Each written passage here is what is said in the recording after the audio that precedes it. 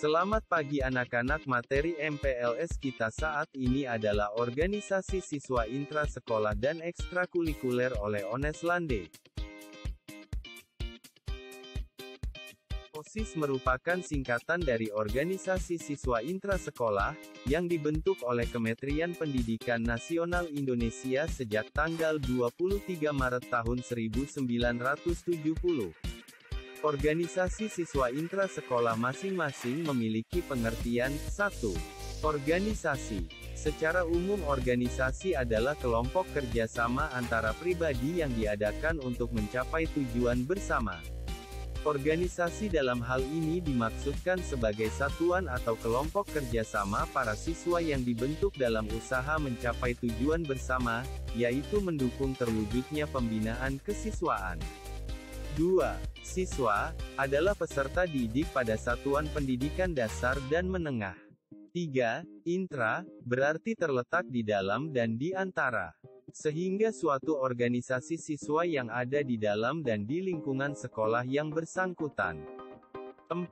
Sekolah adalah satuan pendidikan tempat menyelenggarakan kegiatan belajar mengajar, yang dalam hal ini sekolah dasar dan sekolah menengah atau sekolah madrasah yang sederajat. 1. Bunga bintang sudut 5 dan 5 kelopak bunga. Generasi muda siswa adalah bunga harapan bangsa. Bunga berwarna putih menunjukkan kemurnian jiwa siswa yang beriktikkan Pancasila, dilukiskan dalam bentuk bintang sudut 5, para siswa berdaya upaya melalui 5 jalan dengan kesungguhan hati, agar menjadi warga negara yang baik dan berguna. Kelima jalan tersebut dilukiskan dalam bentuk 5 kelopak daun bunga, yaitu abdi, adab, ajar, aktif dan amal. Mengenai aktif, ajar dan amal, yaitu kewajiban utama siswa dengan landasan abdi terhadap Tuhan Yang Maha Esa, loyalitas terhadap bangsa dan negara, dan adab terhadap orang tua, guru dan pimpinan, dijelaskan lebih lanjut dengan gambar. 2. Buku terbuka. Kewajiban utama siswa yang pertama adalah belajar keras, menuntut ilmu pengetahuan dan teknologi. Dengan usaha penalaran di dunia pengetahuan akan dimiliki dan sumbangsi siswa terhadap pembangunan bangsa dan negara akan lebih meningkat. 3. Kunci pas. Kewajiban utama siswa yang kedua adalah bekerja keras. Kemauan bekerja keras dan kesenangan bekerja akan menumbuhkan rasa percaya pada kemampuan diri dan bebas dari ketergantungan pada kedermawanan belas kasihan orang lain. Keterampilan praktis yang segera dapat dirasakan manfaatnya bagi bekal hidup siswa, bila dimiliki, menyebabkan siswa berani mandiri.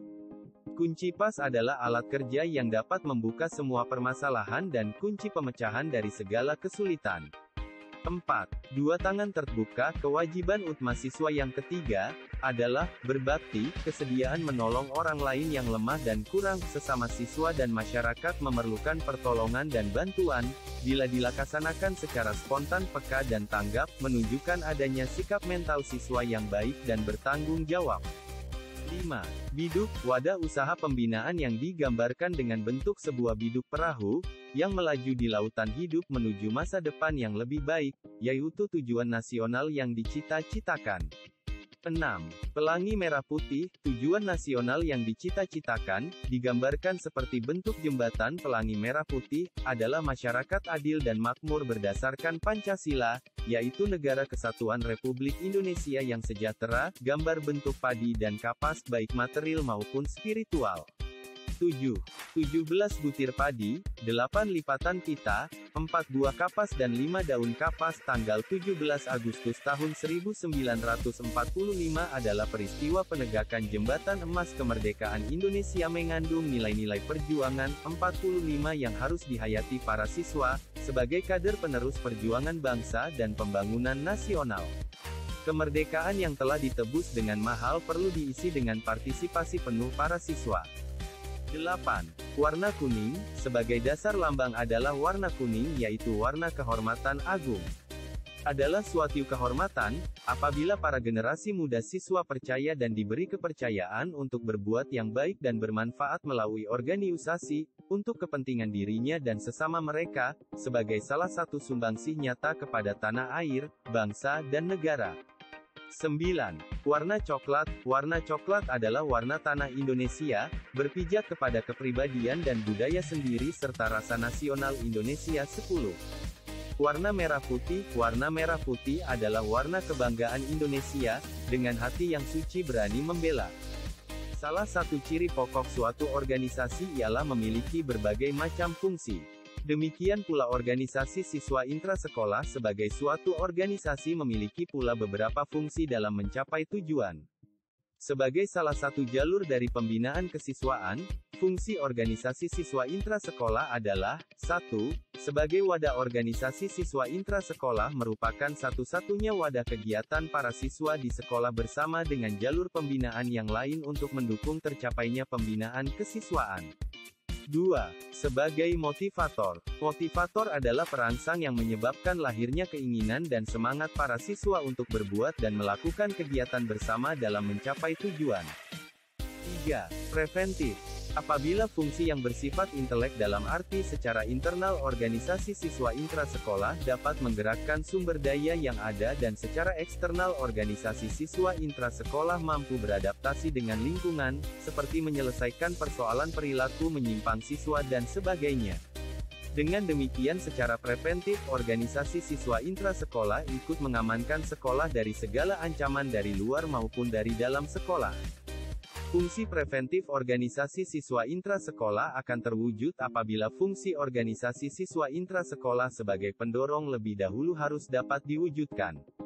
4. Sebagai pembantu sekolah maksudnya adalah organisasi siswa intrasekolah sebagai pembantu sekolah untuk memajukan sekolah tersebut.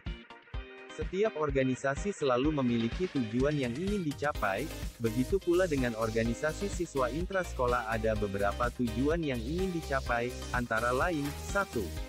Meningkatkan generasi penerus yang beriman dan bertakwa.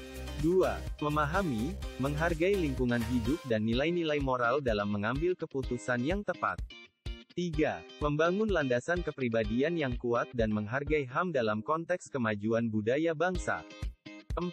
Membangun, mengembangkan wawasan kebangsaan dan rasa cinta tanah air dalam era globalisasi.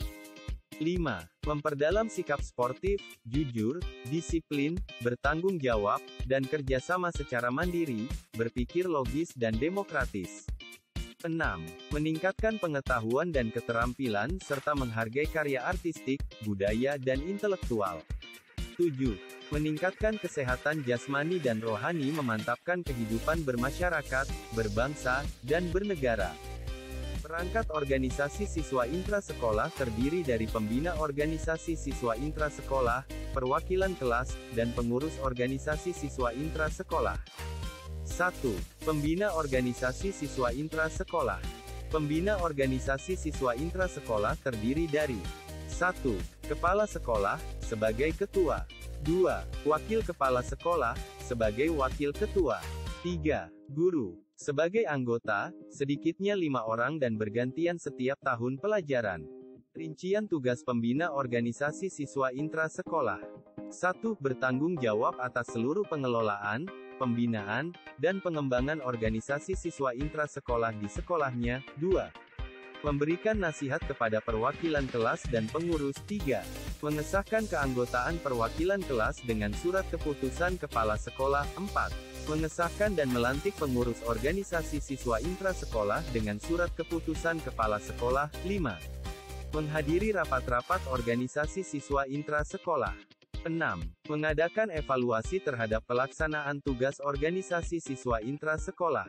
Perwakilan kelas, terdiri atas 2 orang dari setiap kelas. Rincian tugas perwakilan kelas adalah 1. Mewakili kelasnya dalam rapat perwakilan kelas. 2. Mengajukan usul kegiatan untuk dijadikan program kerja organisasi siswa intrasekolah. 3. Mengajukan calon pengurus organisasi siswa intrasekolah berdasarkan hasil rapat kelas. 4. Memilih pengurus organisasi siswa intrasekolah dari daftar calon yang telah disiapkan. 5. Menilai laporan pertanggungjawaban pengurus organisasi siswa intrasekolah pada akhir tahun jabatannya. 6. Mempertanggungjawabkan segala tugas kepada kepala sekolah selaku ketua pembina. 7. Bersama-sama pengurus menyusun anggaran rumah tangga. Syarat pengurus organisasi siswa intrasekolah, 1. Takwa terhadap Tuhan Yang Maha Esa, 2. Memiliki budi pekerti yang baik dan sopan santun terhadap orang tua, guru, dan teman, 3. Memiliki bakat sebagai pemimpin, 4. Tidak terlibat penggunaan narkoba, 5. Memiliki kemauan, kemampuan, dan pengetahuan yang memadai, 6. Dapat mengatur waktu dengan sebaik-baiknya, sehingga pelajarannya tidak terganggu karena menjadi pengurus organisasi siswa intrasekolah, 7. Pengurus dicalonkan oleh perwakilan kelas, 8. Tidak duduk di kelas terakhir, karena akan menghadapi ujian akhir, 9. Syarat lain disesuaikan dengan ketentuan sekolah. Beberapa istilah yang perlu dijelaskan dalam pedoman ini adalah sebagai berikut. 1. Kegiatan ekstrakurikuler adalah kegiatan kurikuler yang dilakukan oleh peserta didik di luar jam belajar. Kegiatan intrakurikuler dan kegiatan kokurikuler, di bawah bimbingan dan pengawasan satuan pendidikan.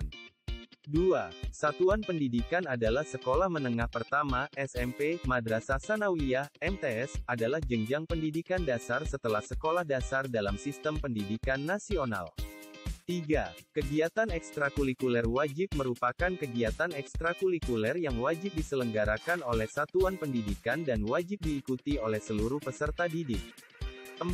Kegiatan ekstrakurikuler pilihan merupakan kegiatan ekstrakurikuler yang dikembangkan dan diselenggarakan oleh satuan pendidikan sesuai bakat dan minat peserta didik. Kegiatan ekstrakurikuler di sekolah memiliki fungsi pengembangan, sosial, rekreatif, dan persiapan karir. Fungsi 1. Fungsi pengembangan, yakni bahwa kegiatan ekstrakurikuler berfungsi untuk mendukung perkembangan personal peserta didik melalui perluasan minat, pengembangan potensi, dan pemberian kesempatan untuk pembentukan karakter, dan pengembangan diri. 2. Fungsi sosial, yakni bahwa kegiatan ekstrakurikuler berfungsi untuk mengembangkan kemampuan dan rasa tanggung jawab sosial peserta didik. Kompetensi sosial dikembangkan dengan memberikan kesempatan kepada peserta didik untuk memperluas pengalaman sosial, praktek keterampilan sosial, dan internalisasi nilai moral dan nilai sosial.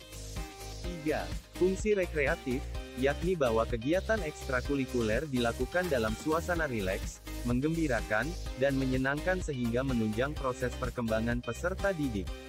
Kegiatan ekstrakurikuler harus dapat menjadikan kehidupan atau atmosfer sekolah lebih menantang, menyenangkan, dan lebih menarik bagi peserta didik. 4. Fungsi persiapan karir, yakni bahwa kegiatan ekstrakurikuler berfungsi untuk mengembangkan kesiapan karir peserta didik melalui pengembangan kapasitas, bakat, dan minat. Kegiatan ekstrakurikuler diselenggarakan dengan tujuan untuk mengembangkan potensi, bakat, minat, kemampuan, keterampilan, kepribadian, kerjasama, dan kemandirian peserta didik secara optimal dalam rangka mendukung pencapaian tujuan pendidikan nasional. Bentuk kegiatan ekstrakurikuler 1. Krida, misalnya, kepramukaan, latihan kepemimpinan siswa LKS Palang Merah Remaja PMR, usaha kesehatan sekolah UKS Pasukan Pengibar Bendera Paskibra, dan lainnya. 2.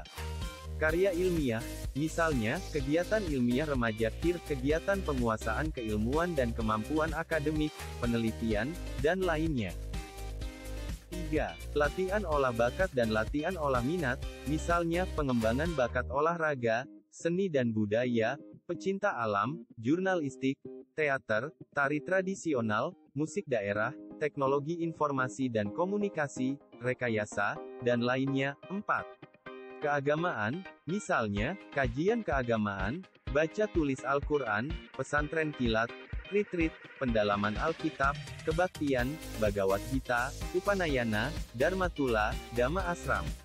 5. Bentuk kegiatan lainnya sesuai dengan materi pembinaan kesiswaan sebagaimana diatur dalam Peraturan Menteri Pendidikan Nasional Nomor 38 Tahun 2008. Sekian dan terima kasih anak-anakku sekalian yang hebat.